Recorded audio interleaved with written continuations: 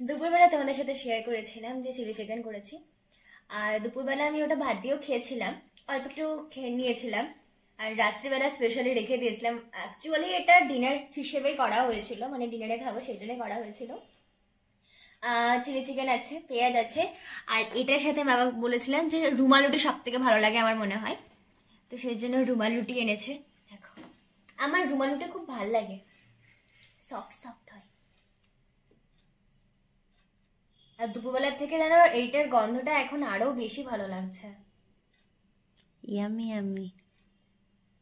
আজকেরটা মানে আজকে বলছি কেন, আমি ফার্স্ট টাইম বানালাম।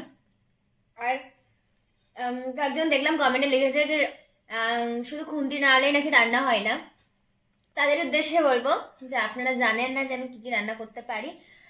আর আমি কিছু কিছু রান্না করতে পারি, ঠিক আছে। আমি খুন্তি নাড়াচ্ছিলাম না, অ্যাকচুয়ালি প্রথম থেকে ভিডিও করা হয়নি, করতে ভুলে গেছিলাম। তারপরে হট করে মনে পড়লো যে ভিডিও করতে হবে, সেই জন্য একদম শেষ মুহূর্তে আমি ভিডিওটা মানে ক্যামেরাটা অন করতে বললাম মাকে, আর তাই মা করলো।